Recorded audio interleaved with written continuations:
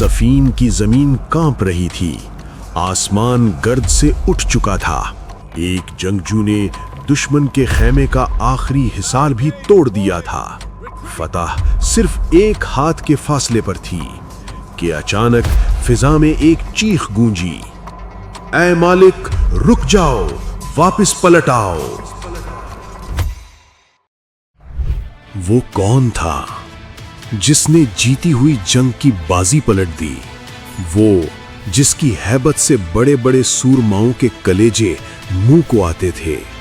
वो अली का बाजू था, वो मालिके अश्तर था।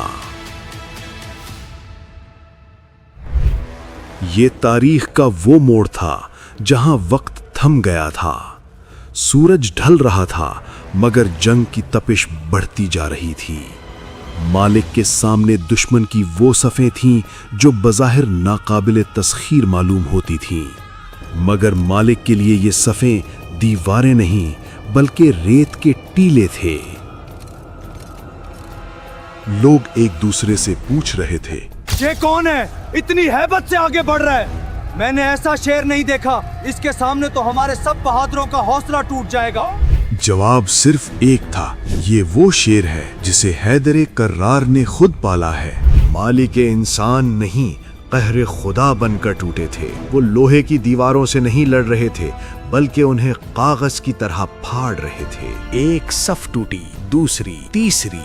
दुश्मन के खास जांबाजों के दस्ते मालिक के सामने ऐसे बिखर रहे थे जैसे खुश्क पत्ते हवा में हिल रहे हों।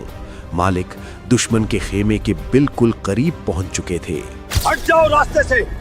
आज अगर तुम्हारे आगे लोहे के पहाड़ भी होते तो मैं उन्हें भी अपनी तलवार की प्यास बुझाने से ना रोक सकता। मालिक की तलवार हवा में बुलंद थी। वो आखिरी वार करने वाले थे कि मंजर साकित हो गया। फिजा में एक हाँपती हुई आवाज बुलंद हुई, ऐ मालिक, इसी लम्हे वापस पलट आओ। अमीरुल मोमिनीन का हुक्म है, अगर तुम उन्हें जिंदा देखना चाहते हो। तारीख रुक गई। दुश्मन ने मौत को अपनी आंखों के सामने देख लिया था। खेल खत्म होने वाला था, मगर यहाँ एक नया इम्तिहान शुरू हुआ। एक तरफ बरसों की मेहनत, खून पसीना और यकीनी फतह थी, और दूसरी तरफ एक आवाज, एक हुक्म। ये वो लम्हा था जहां बड़े बड़े सूरमा डगमगा जाते।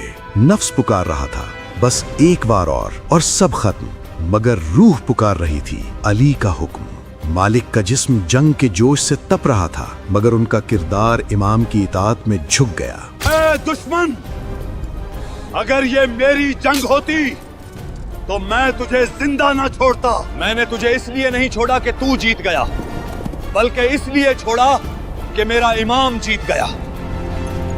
मैं अली की तलवार हूं, और तलवार अपनी मर्जी नहीं करती, चलाने वाले की मर्जी करती है। दुनिया समझती है कि उस दिन मालिक ने जीती हुई जंग छोड़ दी।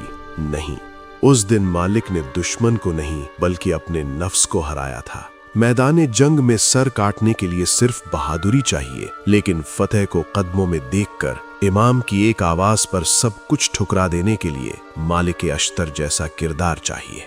याद रखो, अगर इमाम कहें मारो तो वो कहर है, और अगर इमाम कहें रुक जाओ तो तलवार म्यान में रखना ही कायनात की सबसे बड़ी इबादत है।